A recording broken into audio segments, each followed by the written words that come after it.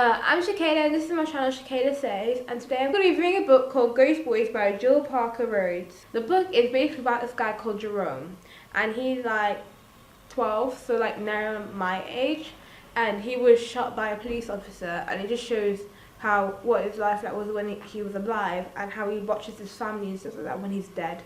Yeah, the book is set in Chicago, America, obviously. The book's like in from his perspective, like when he's a ghost and he's dead, and only living person who can see and talk to him is this girl who's a police officer's daughter, and he has to try and like talk to her and like see how he can move on. It shows how in the court case where they would decide before they actually see someone's guilty or not, and like they see if someone can actually be charged with a crime. He's there as a ghost during that. It just shows how his family feels and stuff like that. So it's before that and after that, and how he watches his family and how he communicates with the police officer's daughter and stuff like that.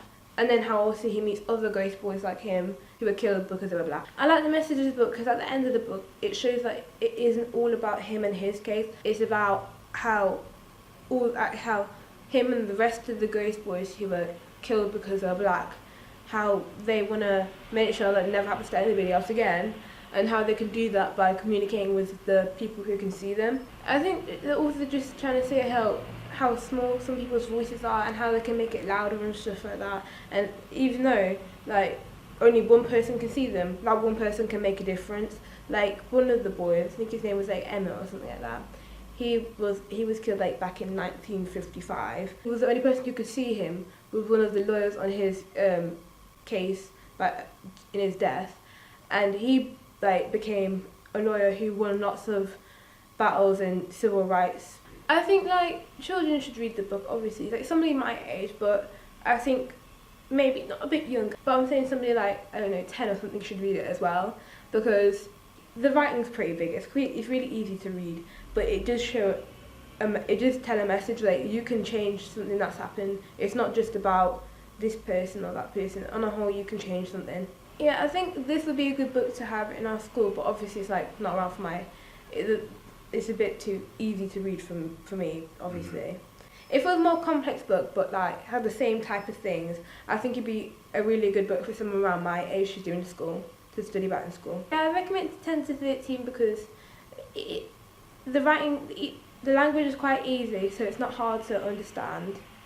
And then, but also at the same time, I don't think someone who's 7 should be reading it because it's a bit, you know, sad for a 7-year-old to be reading. So I think like the roundabout ages should be like 10 to like 13, like my age-ish. I do think adults could enjoy reading it, but yeah, because I think you could enjoy reading it because it's not hard to read and it's quick and easy, but also shows a message. This book isn't really like the other books I've reviewed. It's more like it's set in reality, and it's just the only thing that's like kind of mystical or whatever is that he's a ghost. I would recommend the book definitely, as I said before, to like 10 to 13-year-olds and stuff like that to read because it's interesting. And I'd give the book a like, I don't know, probably like an 8 or something like that. The book was like more about the characters. It was less about the characters and more about the events. So the only character that you really like, you can feeling at all times, is obviously the main character Jerome. But the rest of them, it's been a quick review. It's the end of it all now. So yeah, come back for another one. Bye.